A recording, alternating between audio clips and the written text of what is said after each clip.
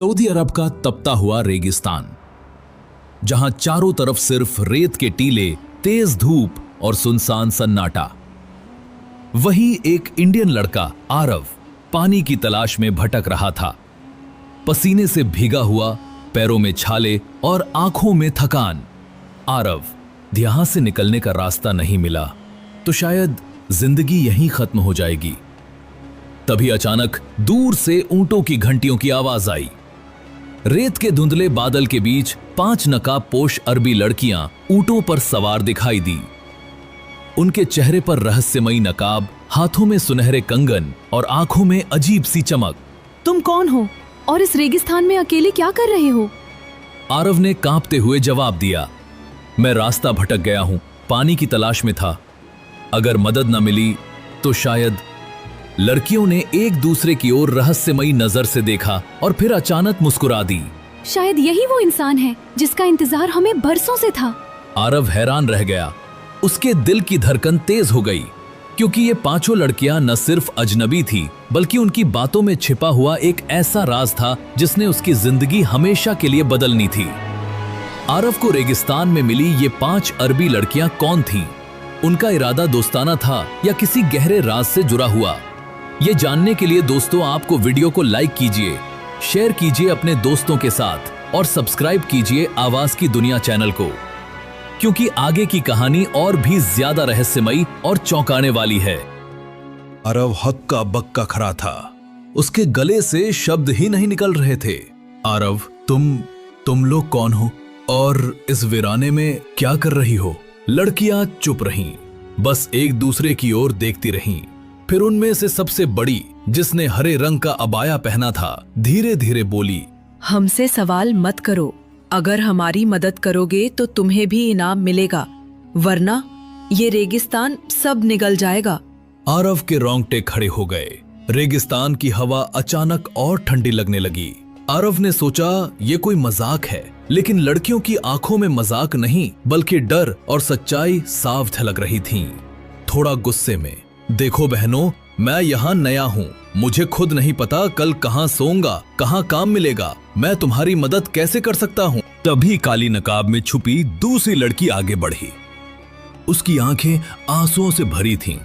लड़की, अगर तुमने मदद नहीं की तो हमें पकड़कर ले जाया जाएगा और फिर हमारी जिंदगी कभी वैसी नहीं रहेगी। आरव का दिल पसीज गया।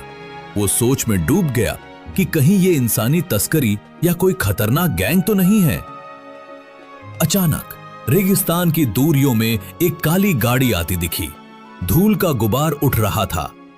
लड़कियां घबराकर, वो आ गए, हमें बचाओ। आरव के पैर जैसे जमीन में जड़ गए। उसे समझ ही नहीं आया कि भागे या खड़ा रहे। गाड़ी पास आते आते रुक गई। उसमें से 3 लंबे चौड़े अरबी आदमी उतरे, जिनके चेहरे पर गुस्सा साफ झलक रहा था। अरबी आदमी गुस्से से, तुम 5 को कितनी बार कहा कि भागना बेकार है, अब तो सजा और भी बड़ी होगी। आरव की तरफ इशारा करके वो बोला, और ये लड़का कौन है, यहां क्या कर रहा है? तेज आवाज में। आरव का दिल धड़क धड़क कर जैसे बाहर आ जाएगा। वो सोच ही रहा था कि बोल दे मैं इनसे अनजान हूं या सच बताकर इनका साथ दे। लेकिन इससे पहले कि वो कुछ कहता, हरे अबाया वाली लड़की ने आरव का हाथ कसकर पकड़ लिया। लड़की फुसफुसाकर, कुछ मत कहना, वरना तुम्हारी भी जान जाएगी। आरव की आंखें फैल गईं। उसने महसूस किया कि वो अब एक ऐसे रहस्य में फंस चुका है जहां हर कदम उसकी मौत लिख सकता है। उस रात रेगिस्तान का आसमान सितारों से भरा था। अयान अकेला ऊंट के पास बैठा सोच रहा था, ये लड़कियां कौन हैं? क्यों मेरे आसपास ही घूम रही हैं? और सबसे बड़ी बात, मुझसे क्या चाहती हैं? तभी पास से रेत उड़ती है और 5 अरब लड़कियां धीरे धीरे उसके सामने आ खड़ी होती हैं। उनकी आंखों में एक अजीब सी चमक थी।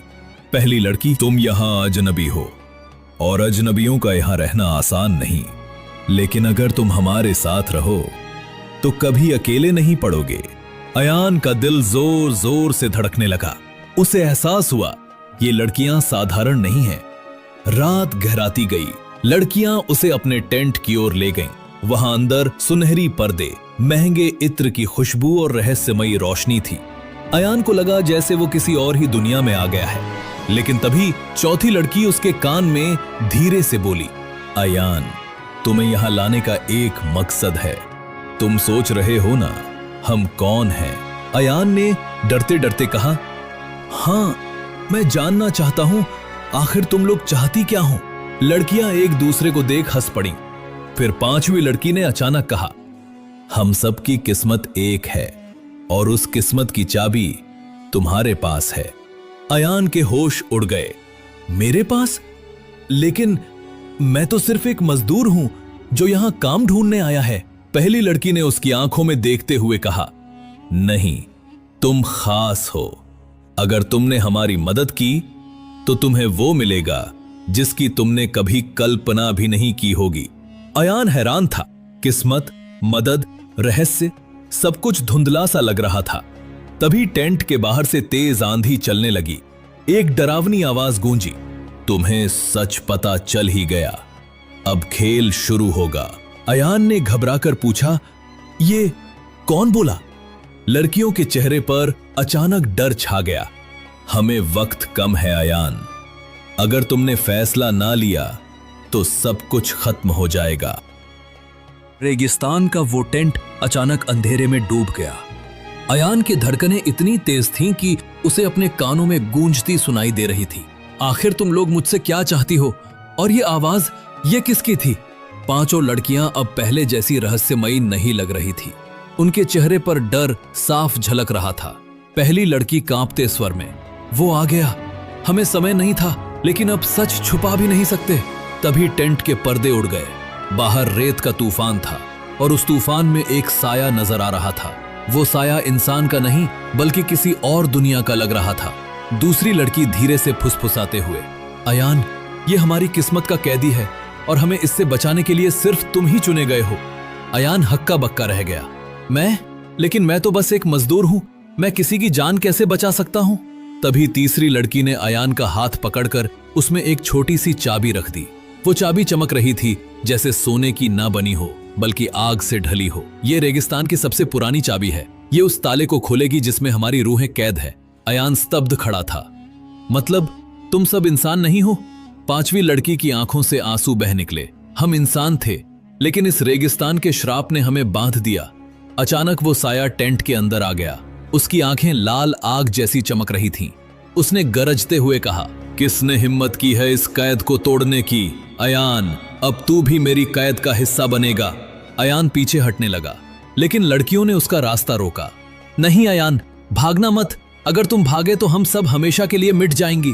अब अयान के सामने दो रास्ते थे, भागकर अपनी जान बचा लेना या फिर इन रहस्यमयी अरब लड़कियों की मदद करके उस खौफनाक साये का सामना करना। उसकी मुट्ठी में वो आग जैसी चाबी और दिल में डर। अयान की मुट्ठी में वो जलती हुई चाबी थी। सामने लाल आंखों वाला साया खड़ा था और पांचों अरब लड़कियां कांपते हुए उसके पीछे छुप गईं। ये सब मुझसे क्यों उम्मीद कर रही हैं? मैं कोई हीरो नहीं, बस एक मजदूर हूं। पहली लड़की, अयान, इस रेगिस्तान ने हमारी रूहें बांधी हैं। अगर तूने हिम्मत ना दिखाई तो हम सब हमेशा के लिए मिट जाएंगी, और तू भी। अचानक साये ने टेंट को तोड़ दिया। उसके हाथ हवा में उठे और पूरा रेगिस्तान गरज उठा। मैं हूं इस रेत का मालिक, कोई मुझे नहीं हरा सकता। अयान कांपते हुए बोला, अगर तू मालिक है तो ये चाबी तेरे लिए क्यों डरावनी है? साया गुस्से से गरजा, क्योंकि ये चाबी मेरे श्राप का अंत है। अगर ये ताले तक पहुंच गई तो मेरा अस्तित्व मिट जाएगा। अयान को सब समझ आ गया। उसने पांचों लड़कियों की तरफ देखा। तुम सब मेरे साथ हो? सभी लड़कियां एक साथ, हाँ अयान, बस आखिरी कदम और हम आजाद हो। अचानक पूरा रेगिस्तान कांप उठा। आसमान में बिजली कड़कने लगी। साये ने चीख मारते हुए हाथ फैलाए और धुएं में बदलकर गायब हो गया।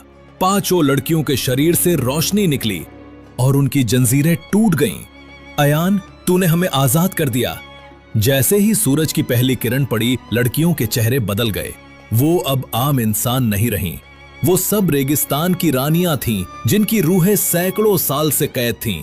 उन्होंने अयान के सामने झुककर कहा, तूने हमें बचाया है अयान, तेरी हिम्मत के लिए यह रेगिस्तान हमेशा तेरा नाम लेगा।